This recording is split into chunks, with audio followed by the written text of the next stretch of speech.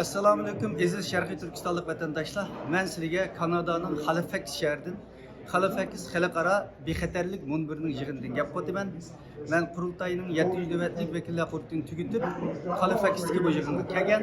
Bir qancha kundan buyon men aeroplan vaqtida bir qancha vatandoshlarımızdan, samimiy do'stlarimizdan sosyal medyalarda ba'zi talashlarni bo'layotganligini, bo'libmi Dünya Kurultayı Uyghur xalqini yerlik millat, yani indigenous people deb bir yerga imzo etibdi, to'xtam degan o'xshaydi, qo'shdi gaplardan ko'payib qilayotganligini, buning bir tushuncha bir zurriyati borligini deganligi uchun men bu yoqdan buni gapirish zurriyat tug'iladi.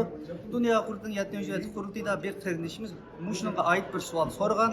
Biz layıqida onunla yeterli cevap bergen, belki vatandaşlarımız uzun video jarayonida ularni ko'ramagan o'xshaydi. Shunga bu yerdan qisqa javob beray. Bir, Dünya Kurultayı hech bir qachon hech qanday bir davlat, hukumat va yoki bir guruhlar bilan Uyg'ur xalqini, Sharq Turkiston xalqini yerlik millat yoki indigenous xalq deb birimiga imzo atgan va yoki unda qaragan bayonotimiz, to'xtamlarimiz yo'q. Men Dünya Kurultayıga 12 yil boshqa ijroiy komitetining raisi oldum. 4 yildan buyon qurultayning raisi oldum. Bunda bir nimadan mening xabarim yo'q. Bunda bo'lishi mumkin emas.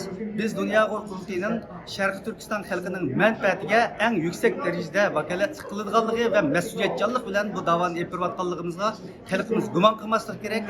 Dünya Kurultayıning 7. qurultayına muvaffaqiyatli oxirlashib, Xitoy hukumati buni ko'langa tushirish uchun har xil harakatlarni qilayotgan vaqtida suvni leytib beliq tutish o'rnamoqchi bo'lgan yomon niyatli ba'zi insonlarning gaplariga ishonib xalqimiz qaymoqmasligi kerak. Dünya Kurultayıning oxirgi maqsadi va uning prinsiplarini men qurultayning echilish marosimida va yechilish marosimida aniq qilib turib dunyoga jakaladik. Bunun da hiç meydanımız özgürlük olmaydı. Şunu bir yerden bu düşünceni bir koyuşuna uygun gördüm. Şunu vatandaşlarımız, halkımız kaymakmaslık gerek. Dünya Kurultayı'nın meydanına ait enek şu prensiplerimiz için manımız Şarkı Türkistan halkının milli menfaatini vekillik kılımız, Şarkı Türkistan'ın milletimizin müstakilliği, erkinliği için boğan süreçlerimizni bütün imkaniyetlerden devam kıldırımız.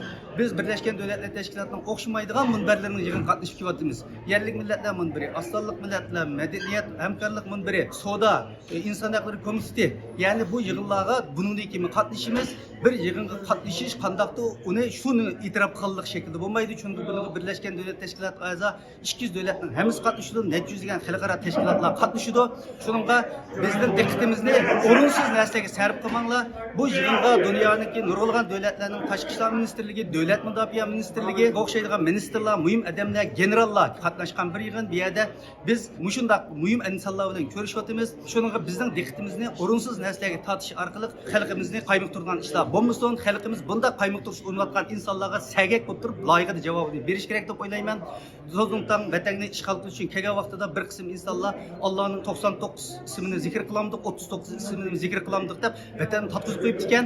Shunga mushundaq halqılık bir paytda, yani urunsuz talaş tartışlarını kılış arqılıq dünyanın Uyghur qırğınçılığı dikkat qilayotgan, xalqimizga yaxshi bir fursat kelayotgan vaqtimizda bu fursatdan qochirib qo'ymaylik. Hammamiz birlikda, ittifoqlikda Sharq Turkistonning ozodligi, xalqimizning hurligi, erkinligi uchun qo'limizdan kelgan xizmatni qilaylik. Dünya Kurultayı mushu irodasi bo'yicha harakat qildi. Hammanglarga ko'p rahmat.